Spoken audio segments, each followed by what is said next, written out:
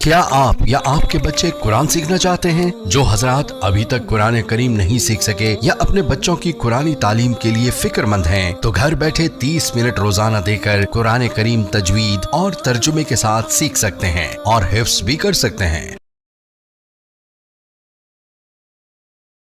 چلتے پھرتے اذکار کرنے کا حکم۔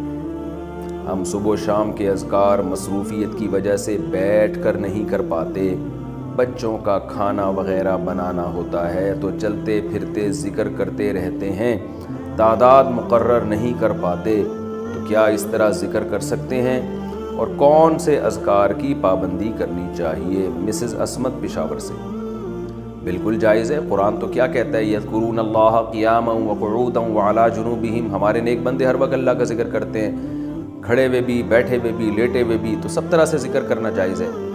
تو آپ جیسے چاہیں ذکر کریں، البتہ بہتر یہ ہے کہ کچھ ٹائم توجہ کے ساتھ بھی ذکر کرنا چاہیے۔ جیسے صبح صبح آپ کو بچوں کو تیار کرنا ہے، ناشتہ بنانا ہے، تو ٹھیک ہے اس دوران کر لیں، لیکن جب بچے اسکول چلے گئے، آپ فارغ ہو گئی ہیں، تو آپ تمیز سے مصلی پہ بیٹھیں اور کچھ اللہ اللہ کر لیں توجہ کے ساتھ، ترجمہ مفہوم سوچ کے، تو اس کا دل پہ بہت اچھا اثر پڑتا ہے، اس میں بہت زیادہ ثواب ہے۔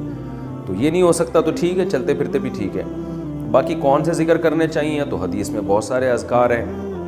عام طور پہ میں 2 اذکار بتاتا ہوں جن کی حدیث میں بہت تائید ہے۔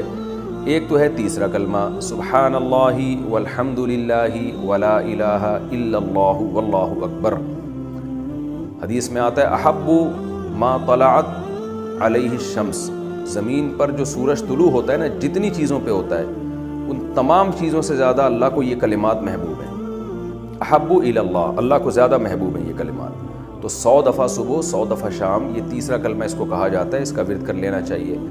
یا لا الہ الا اللہ وحدہ لا شریک لہ لہ الملک ولہ الحمد وہو علی کل شیء قدیر۔ حدیث میں آتا ہے جس نے 100 دفعہ یہ کلمات پڑھے تو اسے بنی اسماعیل کے غلام آزاد کرنے کا ثواب ملے گا، اور اس سے زیادہ کوئی شخص نیکیاں کما ہی نہیں سکتا اس دن۔ ہاں وہ کما سکتا ہے جو اس سے بھی زیادہ مرتبہ پڑھ لے ان کلمات کو، تو یہ بھی بہت زیادہ فضیلت والے کلمات ہیں، تو ان میں سے کوئی بھی آپ منتخب کر لیں جس سے آپ کو مناسبت ہو۔ اور ایک تسبیح استغفار کی، استغفر اللہ ربی من کل ذنب واتوب الیہ۔ یہ ترجمہ مفہوم سوچ کے کہ میں اللہ سے پناہ مانگتا ہوں یا پناہ مانگتی ہوں، اور میں اللہ کی طرف رجوع کرتا ہوں یا کرتی ہوں ان تمام گناہوں سے جو میں نے کیے۔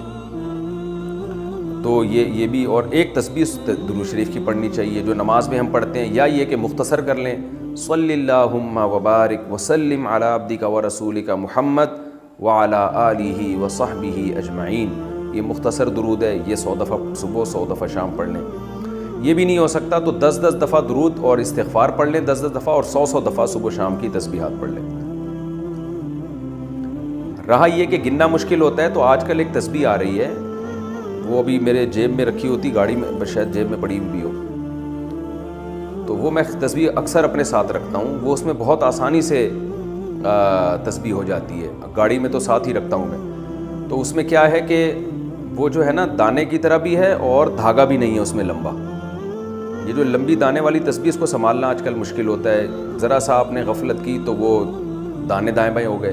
اور ایک آتی ہے بٹن والی، یعنی سیدھے ہاتھ سے آپ بٹن دبا رہے ہوتے ہیں، وہ اس میں کمفرٹ نہیں ہوتا آدمی، زیادہ انگلی میں زیادہ فٹ نہیں ہوتی۔ ایک اور تسبیح آئی ہے آج کل، وہ تسبیح ہوتی ہے کہ وہ ہوتی بھی چھوٹی ہے اور اس میں دانے ہوتے ہیں، ایسے کر کے نا اس کو آپ گھماتے رہیں اور نمبر بھی نیچے سیو ہو رہے ہوتے ہیں، تو اس میں یاد رہتا ہے کتنی دفعہ پڑھی ہے، اور وہ دائیں بائیں بھی ہوتے نہیں ہیں دانے اس کے۔